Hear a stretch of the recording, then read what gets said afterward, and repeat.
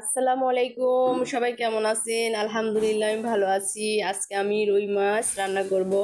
রুই মাছগুলো কেটে ধুয়ে হলুদ লবণ দিয়ে মেখে নিয়েছি, আর এখানে রান্নার জন্য বেগুন আলু কেটে নিয়েছি। তেল গরম দিয়েছি, তেলটা গরম হয়ে গেছে, মাছগুলা দিয়ে দিচ্ছি, ভেজে নেব। সবগুলো মাছ আমি এভাবে দিয়ে দেব। সবগুলো মাছ আমি দিচ্ছি।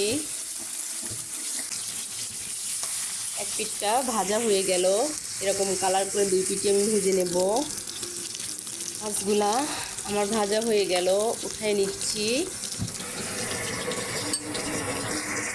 সবগুলা মাছ আমি উঠায় নিলাম।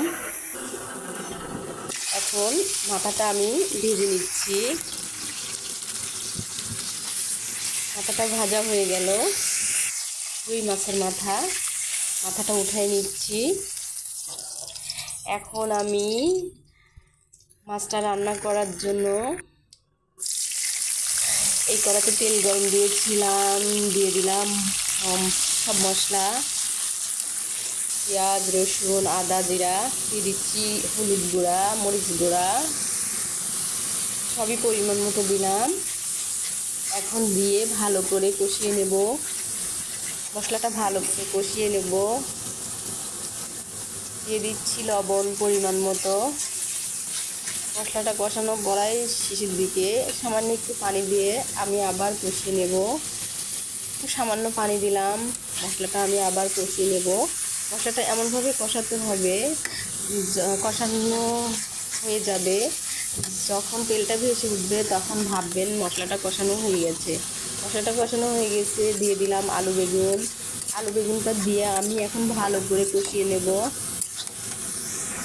দেখতেই পাচ্ছেন আমি ভালো করে কষিয়ে নিচ্ছি, তেলটা উপরে ভেসে উঠেছে। ঢাকনা দিয়ে কিছুক্ষণ ঢেকে রাখবো, ফিরে আসবো 5 মিনিট পর। এখানে ভাজা মাছগুলো রেখেছি, এখন কষানো তরকারির মধ্যে দিয়ে দেবো। ফিরে আসলাম 5 মিনিট পর। আমার তরকারিটা কষানো হয়ে গেছে, সবজিটা কষানো হয়ে গেছে। মাছগুলো আমি এখন দিয়ে ভালো করে নেড়ে ছেড়ে পানি দিয়ে কিছুক্ষণ ঢেকে রাখবো। সবজির সাথে মাছগুলা মিশিয়ে দিচ্ছি, নেড়ে ছেড়ে আস্তে আস্তে নাড়তে হবে যাতে ভেঙে না যায়। দিয়ে দিচ্ছি পরিমাণ মতো পানি রান্নার জন্য।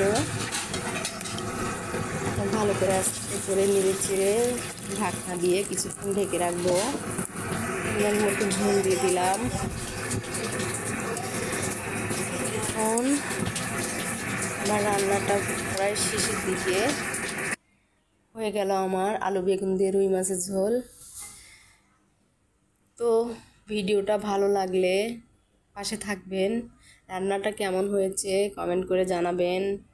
আপনারা সবাই ভালো থাকবেন, সুস্থ থাকবেন। আল্লাহ হাফেজ।